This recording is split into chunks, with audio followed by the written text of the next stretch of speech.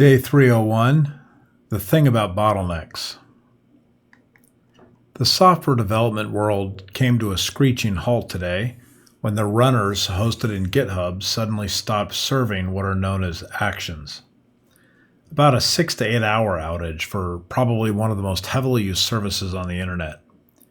It definitely exposed a bottleneck for many development shops that are becoming increasingly dependent on agentic workflows that automate the process of checking in code changes. Which is interesting, because the reason we use a service like that in the first place is for retention of code revisions to recover from issues and problems associated with the accelerated pace that multiple teams working on the same code base produce. In the IT world, we spend a lot of time worried about bottlenecks like this in our process. What is a bottleneck anyway? Don't you always have them? Seems like a matter of perspective. Perhaps it's less about eliminating them entirely and more about identifying the most restrictive one at any given time. The one that, if addressed, would unlock the greatest immediate improvement. It's a dynamic target, shifting as you optimize.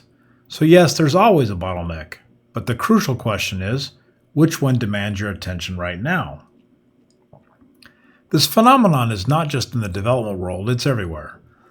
I have a fig tree in my backyard that cranks out an incredible number of figs, and it is impossible to keep that area clean of figs falling to the ground and attracting ants.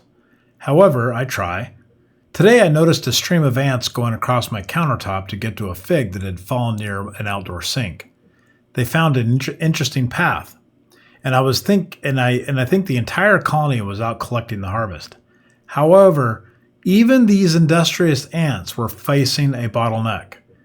The one spot that had transitioned to the top part of the counter was very narrow, and so only 2 to 3 ants could cross at a time. They had a major jam in their operation. In essence, the ants were facing a bottleneck. I wondered if they would do anything about it. I watched for a while and got bored. I came back a few hours later, and sure enough, they had found a second path. Now they had 2 parallel streams heading toward the countertop bounty. I almost felt bad when I removed the fig and threw it away. Almost. However, if I'd left that fig in place, the ants were probably experiencing a bottleneck somewhere else. Perhaps the coffers of food storage back at the colony were jam-packed with ants trying to drop off their payload. The point is, even ants deal with this problem of ever-continuing bottlenecks. When you clear one, there will always be another. They seem to be about perspective. Once you start growing because you remove one barrier, you will run into the next one. And the general rule seems to be, the larger and faster you get, the bigger and nastier the bottleneck becomes.